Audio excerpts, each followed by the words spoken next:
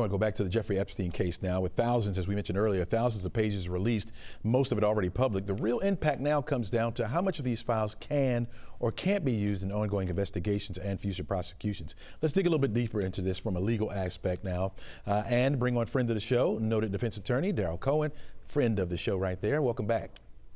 Good morning, my friend. How are you? How's the weather? Hey, the weather's doing fine, doing fine. Talk to me about this massive file dump that we have here. Actually, how much of it actually matters from a legal perspective and how much of it is just noise?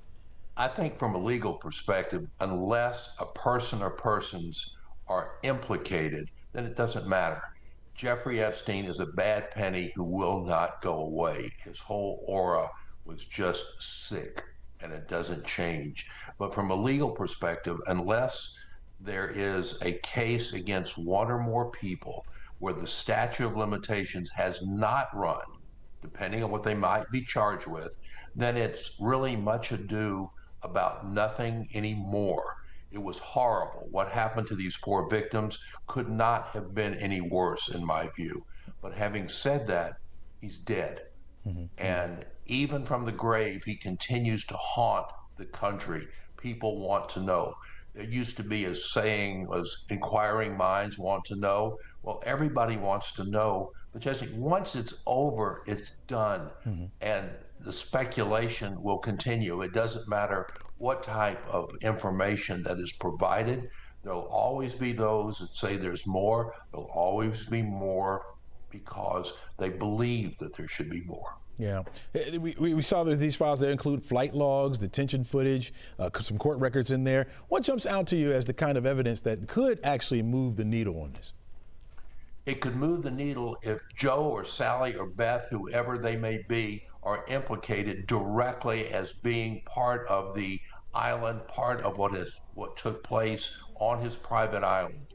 If that were the case, then yes, the needle would move. And maybe there would be a prosecution, maybe not, but either way, the public would know exactly what happened. I suspect most of what has happened has been published, but there'll always be doubters. That's just the way we live this day and time. Yeah, there still remains this connection with Donald Trump. How worried should the White House be at this stage in the case? I have two words. It depends. If there's nothing to hide, then you hide nothing. So if Donald Trump truly was not part of those parties, wasn't part of Epstein's escapades, then he has nothing to worry about. If in fact someone or someones will testify directly, or if there's video evidence or audio evidence, that's a whole different story. But at this point, nothing, and I repeat, nothing has come down to implicate the president. Yeah, Congress says this is about Congress says this is about transparency. From a legal standpoint, does the transparency equate to more justice?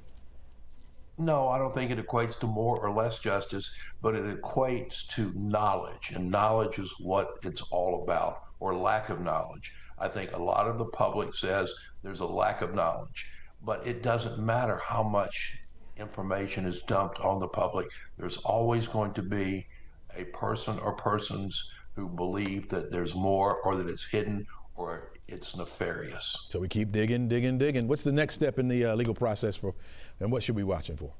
Wait and see what Congress does, see if there's any more information that's provided to the public, and wait and see what these victims have to say, if anything. And though it breaks my heart that these women, then girls, went through this, but there's not a lot they can do at this point. They've got to heal as best they can.